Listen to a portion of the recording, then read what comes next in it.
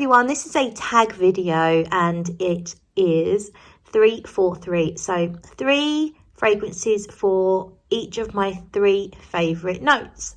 I was tagged by Rose and Jones, Lizzie from Rose and Jones. Go check out her channel, I'll link it below. I was also tagged by Tomalise, so Yana from the channel Tomalise. I'm sure you know who she is. So this tag is doing the rounds now and I think it's really fun. It was a really great idea from Lizzie at Rose and Jones. And here is my video. So I'm starting with the note of Almond. I would say it's definitely way up there. It's one of my favourite notes ever. These 3 fragrances all have a really good almond note in them. So I'm going to start over on the left, and this one, it is a clone. I know there's a lot of hate for clones. If you don't want to hear about it, just fast forward. But this is a clone of Tom Ford's Lost Cherry, and it's called Amarena Cherry by a company called Fragranza. I liked Tom Ford's Lost Cherry, but after about 20 minutes on my skin, it falls really flat. It sort of loses its voluptuous sweetness and kind of goes a bit flat and just really, I don't know, it just goes a bit plain and bland on my skin. And when I was offered the chance to try a few fragrances from this company, so full disclosure, I did not purchase it, it was sent to me.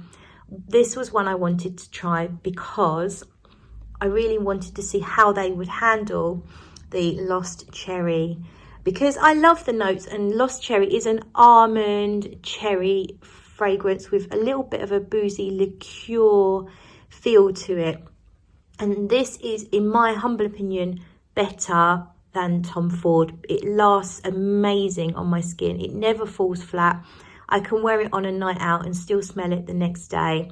I gave a decant to my friend because she came round and she really loved it as well. And she said exactly the same thing to me, is that she will wake up the next day and still smell this fragrance on her skin. It's a very simplistic fragrance. It's vanillic, almond, cherry, liqueur, slightly floral aspect to it as well. But that is really all there is to it. But it is very long lasting, very rich, and it really fulfills my need for a sweet gourmand fragrance with an almond hit.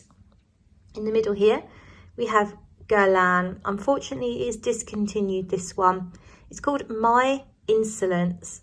It is nothing like Insolence, which is a very violent, it's not violent, it's a very violet dominant fragrance. Now there is no violet in here at all. In fact, it smells really like it should have been a fragrance all on its own. It has almond blossom in this one, and the almond comes off very fluffy and musky. It has some raspberry, which just brings a little bit of a tart fruitiness, but not too much. It doesn't overwhelm. Lots and lots of vanilla and musk in the base, and the almond really does stick around the whole wearing of the fragrance. It's a very, very clean and very easy to wear fragrance. Nothing too crazy. It's definitely not something for people that love animalics and weird things. This is probably the easiest to wear fragrance, or one of, in my collection, but I absolutely love it. I don't ever want to be without it, and that's why I have 3 backup bottles of My Insolence. Now this one, it needs refilling. This is Le Plus Beau Jour de ma Vie by Guerlain. So I have the big B bottle upstairs. I've just brought this down, and when you buy a B bottle from Guerlain, the 125 milliliter ones, you will usually get an atomizer like this, or sometimes a different style. And so Le Plus Beau Jour de ma Vie has sugared almonds in it. When you first spray it, you have an aniseed-like note, a little bit like the French liqueur pastis, or just a licoricey, but very soft licoricey style scent. Doesn't stick around too long. You get the sugared almonds, there's orange blossom, musk, a little hint of, a tiny hint of incense, and lots of vanilla. Another really good long-lasting fragrance. It is very expensive. It is from the upper end of the Guerlain line, but I absolutely love it. A very romantic and sweet, kind of like, it's supposed to represent a wedding day, hence the name Le plus beau jour de ma vie, means the most beautiful day of my life, i.e. your wedding day. So you have the flowers, the sweets and the incense, and it is just absolutely delectable. I really love it. So my next note is going to be, here we go, just bum shuffling on the floor. And my next note is vanilla. And here we have 3 gorgeous vanilla fragrances. This one is Alien Essence Absolue. And this is a very rich vanilla. It's a bit smoky. There's some incense. There's a hint of the alien DNA in here, but it's definitely toned down. And this one is much more about the vanilla. Look at the color there. That is because of the natural vanilla in the fragrance. Really just a very strong, long-lasting, rich vanilla that's not too foody. It is more perfumey than it is foody, if that makes sense, and woody as well. But I love it. I absolutely love it. And then over on this side, this is called Victorian Picnic, and this one is all about gourmand treats that you might have had in the Victorian era at a picnic, but you get to the dry down and it is an absolutely gorgeous and long-lasting vanilla note, more foody than was in this one, much more foody, more like a vanilla frosting on a cake, but there's freshness in there from the opening notes. There's some sort of greeny florally notes in the opening, as well as cakes and sugary treats. So I really love that one. And then here we have a stunning vanilla fragrance. It's called Lune Feline by Atelier des Ors. As you can see in the bottle, we have gold flakes. Let's give it a shake, treat it like a snow globe. The flakes will actually come out on your skin, which I really like when you spray it. It's a very rich, again, this one's a non-foodie type vanilla. The vanilla is more like the natural vanilla pods, and it's rich. It's got lots of spices in it that really deepen the fragrance, and it's very, very long lasting. And I absolutely love this one. It's kind of incensey, resinous, grown-up vanilla fragrance. Finally, we come to the note of iris. I was really stuck between iris and violet, but I ended up with iris. This one does actually have violet in it as well, but I decided to go with the iris because I don't really know, but I decided to go with iris. So we'll start over here on the left.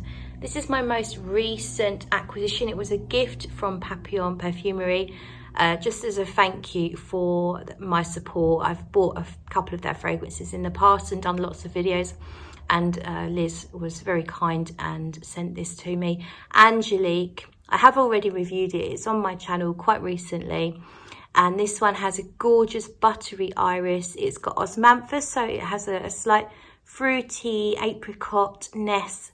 Also some suede, really soft, voluptuous suede. But the star of the show to me is the, my fingers. The star of the show to me is the iris in this one. It is gorgeous. And we go to the one in the middle. This is Goodbye Picadilly, and it's from 4,160 Tuesdays. This is a violet and iris, but there's so much more going on here. Very vintage smelling, lots of musks. To me, I get the feeling of ghosts, like it sort of floats around you in wisps and wasps. It just has this really ethereal feel, but it also is quite noticeable. So it's not thick and heavy, but it's definitely there. So there's definitely something in the room. We'll call it, when I first reviewed it many years ago, I referenced floaty ghosts, and I still feel that way. Gorgeous gorgeous violet and iris combination with lots and lots of musks. I really love it. It's a bit chalky as well. And then we come to finally The Lover's Tale from Francesca Bianchi. It's predominantly a leather fragrance, but to me, It's more about an iris and a suede combination. It's extremely complex. There's lots and lots going on. I also get something that's a little bit like vetiver in the dry down, kind of grassy, rooty. It's a bit incensey. It's definitely animalic, but to me it's not unwearable animalic. It's just beautiful, very, very strong, very, very long lasting. You would want to anoint yourself subtly with this. You wouldn't really want to spray more than a couple of sprays. There's a good little bit of sweetness. It's not too sweet, but there is a bit of heliotrope in here, which gives it kind of like a fluffy softness. It's just absolutely gorgeous. You cannot describe this. You cannot do this justice. You simply have to try it. If you like iris and suede, then it's well worth giving it a go. So they are my 3 for 3. 3 notes, my favourite notes. You've got vanilla, almond, and iris. And now I would like to tag 3 people. So I'm going to tag a Boujee fragrance, and I'm also going to tag Thomas from the channel Ouch 110, and I would also like to tag Sam from My World of Fragrance. So hopefully if you are watching this, you will hear me and you will be happy to join in. If not, of course, no problem. Well, thank you everyone for watching, and I will see you in the next video.